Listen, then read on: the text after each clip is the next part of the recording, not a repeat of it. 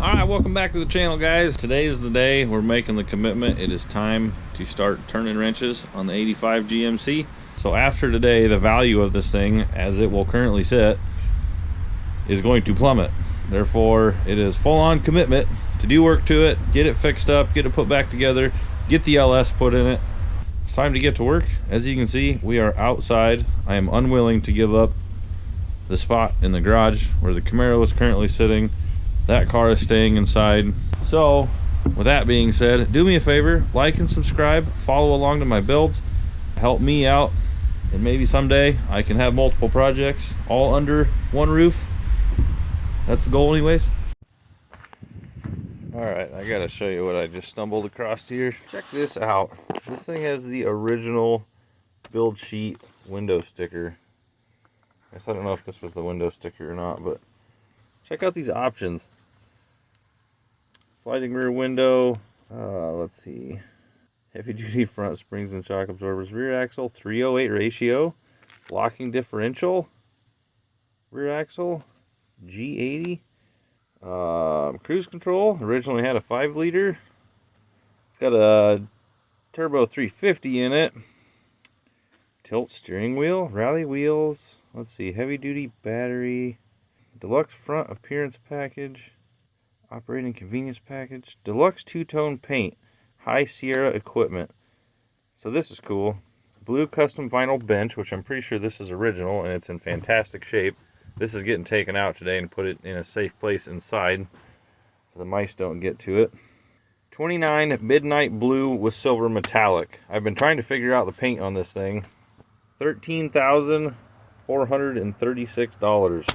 And it came from Illinois. That's cool. Back to that paint package. So what this would have been, obviously the box has been repainted, not original.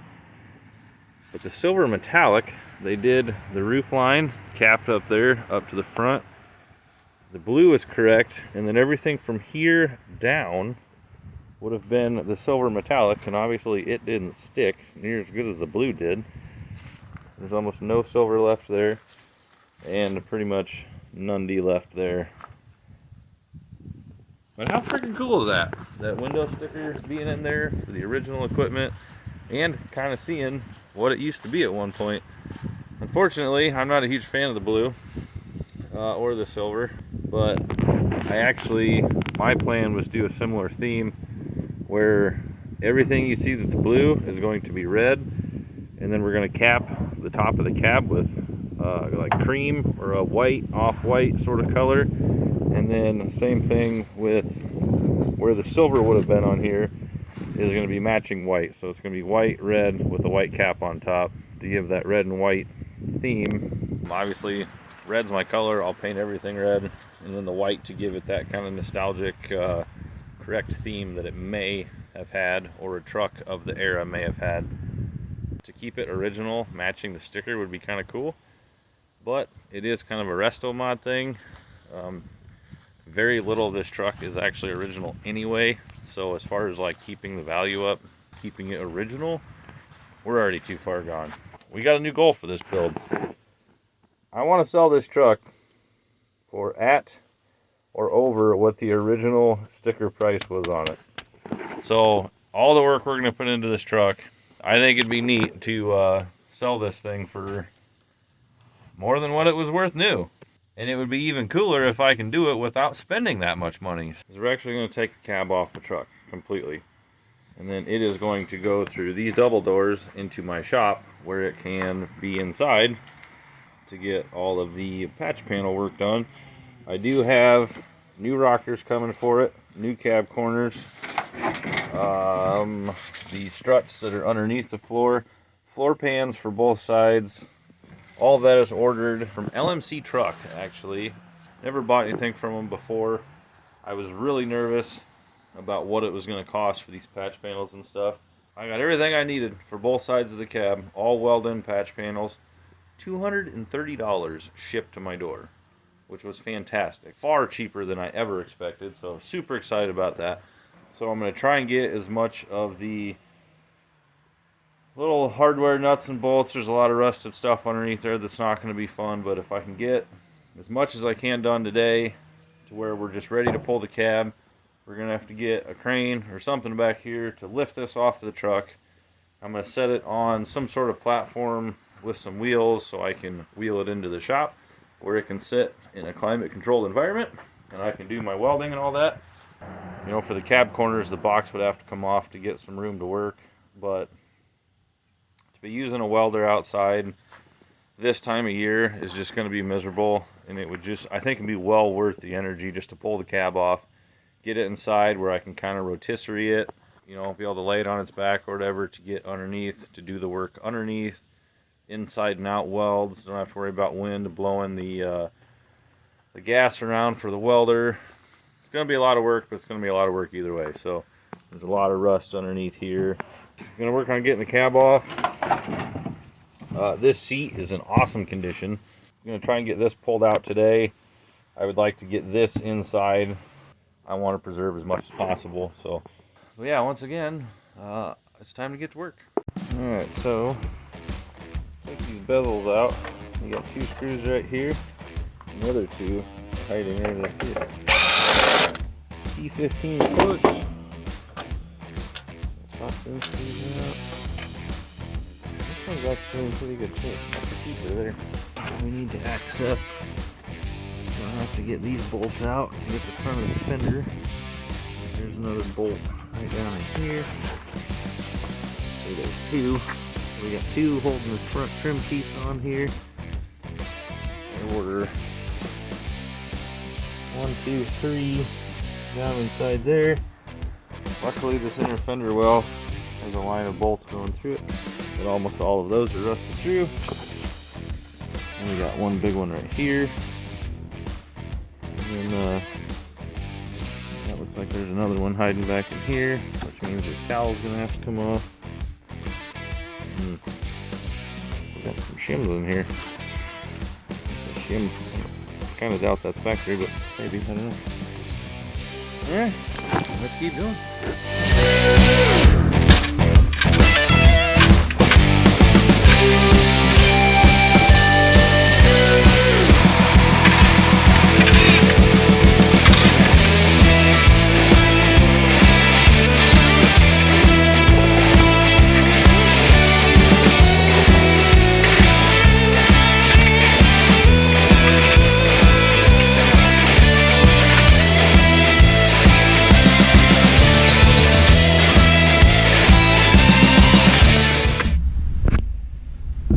Driver's side fenders off. As you can see, there was bolt. There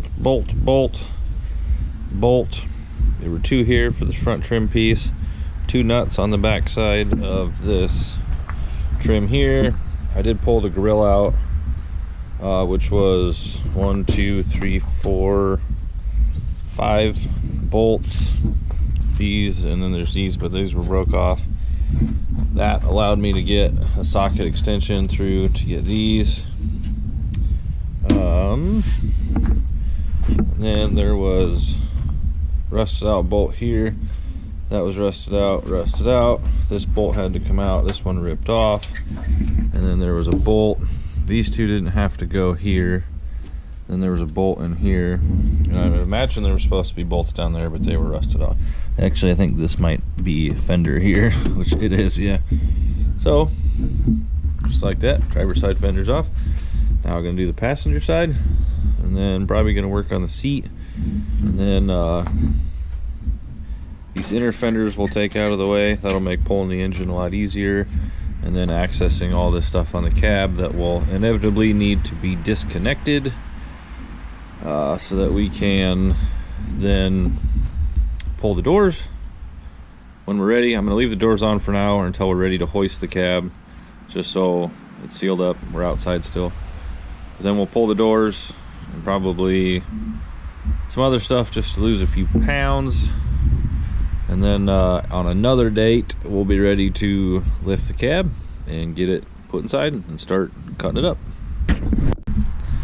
Well, easy enough. Fender's off. This inner fender well. 1, 2, 3 bolts. Those 2 back there were rusted out, so that pretty much fell off.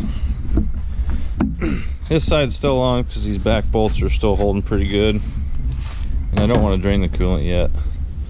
Yeah, so this one's still on, but I'm gonna go ahead and pull the seat out. And I did kind of lift this up a little bit to see what we were working with. It is a nice blue bench seat. That side, however, it's not shredded open like with foam peeling out like you'd ordinarily see, but the fabric is split, most likely from people sliding in and out on the driver's side, but it's still in really good condition, especially with the seat cover on it. Like I said, it's not like chunked and a bunch of foam missing and a big hole and rotted out with springs and everything else. But I'm gonna go ahead and pull the seat out. Okay, the front two bolts are out. Camera up here. What's really funny about these old bench seats, they do slide, but when you go to slide it forward, whoever's sitting on that side also gets to go forward. Come back here. We got just two more bolts. One here. You can't see. One there. One back on the other side. Should be free to go. I'm kind of torn, pun intended, about if I want to keep this seat. I do like the nostalgic look and feel of the original seat, especially having the bench seat. That way you can still get 3 wide in there. You know, especially with the kids or whatever else, you know, you can pack them in there, go for a cruise. A lot of guys opt to get rid of these because usually they're junk, and go with a later model bucket seat out of a newer truck with like a full center console, which would be neat, especially for like a resto-mod like we're kind of doing. So I don't know, let me know what you think on that. Like I said, I like the idea of the original seat. It is a little torn up underneath the cover, which isn't a huge deal, but it'd look nicer. It'd be cooler to have bucket seats in here, but then you lose, you know, seating capacity for one. So anyways, I'm gonna get this tore out. Oh. Scratch the interior.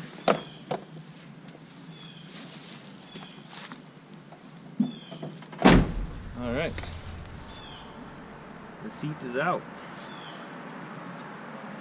So that was super easy. It's actually in really good shape. It's not all chewed up from ice or anything. Not bad, not bad. I want to set it on the floor in the shop, have some seating, but kind of worried if we do that and sit on these, it'll bend them. You have to bolt a 2x4 or something to it. Well, that wasn't nearly as strenuous as I thought it was going to be. Our seat's out now. We got all these trim pieces we're going to have to remove, because this, obviously this is what we're after. See the daylight through there. Floor pan, which will be somewhere in the vicinity of here. Same on that side. The rest of this is actually in really good shape. Back corners look good, and there is a little bit to address here to get the cab sealed back up good. But other than that, I mean, not too bad. Worst of it is I've had projects like these before where you know they need work, there's rust, and then the more you tear stuff apart, the more rot you find, and it gets to the point where you really regret even taking it apart, because once you get it tore apart, you won't get it put back together, just because things were rusted the way they were. So yeah, I've had these before. I had a 79 that I kind of did similar things to, and the more I dug, the worse it got, and it got to the point where it was just like it was too far gone. Ended up scrapping the whole project. And this one, that doesn't seem to be the case. Even the the front core support, it does have some rust going on, but that's easy fix stuff. That's stuff that we can take some scrap metal, cut some stuff out, patch weld some things in, or buy a new one. I haven't priced one of those out, but I imagine they're pretty pricey. Probably be worth fixing, especially as good a shape as this one's in. The cab, like I said, I got all the most of the pieces I need. I think I'm going to need these front runners too. I was thinking originally I could probably fix those myself, but the more I see them, they're pretty tore up too. This side you can see, this is the worst of it, but I know it's kind of crooked, but this section here, you can buy these weld on new ones. You can see it's completely collapsed. I did buy these already for those cab supports there. And this section here, we'll see what that entails. All this stuff, you can buy all this stuff. And again, LMC truck, they got all kinds of cool stuff on there, patch panels, repair kits. But anyways, I'm gonna set the hood back on top of this and at least let the hood latch hold it in place, just to keep a lid on the engine. And then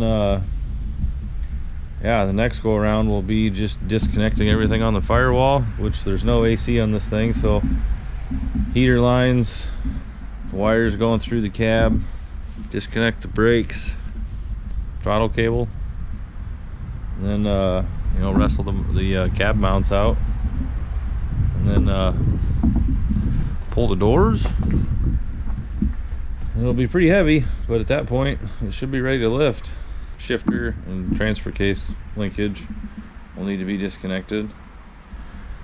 But other than that, we're not too far off from having the cab to where we can get it up and then get it set on something and get it wheeled in the shop, and then it's all going to be fab work from there. Going to do a ton of episodes on that. Also, while this is out here, you know, this will give us good opportunity to do any work to the frame. Obviously we have to convert to fuel injections. We'll be doing some fuel pump stuff at the tank, which that'll be exposed with the cab off. I want to paint the frame. Obviously we're doing the LS swap, so that'll be super simple. Probably going to rebuild the transmission. It's leaking some transmission fluid. I'm not really for certain where yet, but not really knowing about the transmission, now would be the time to do something about it. Plus that stock 350 transmission that's in there, I don't know how well it's going to hold up to 450 horsepower LS twirling it. So it's all going to be a really great time to do that when that cab's off. So mechanical stuff can happen out here, bodywork stuff can happen in the shop here, and also that'll work out good for winter, so I can have some heat working indoors, set up a little makeshift paint booth, and who knows, maybe we'll even get the box taken off and get it brought inside too, and have everything set up to where we can do some homegrown do-it-yourself body paint work from a mechanic. So anyways guys, that's gonna be it. Thanks for watching. Dadgummit, stay good. We'll see you later.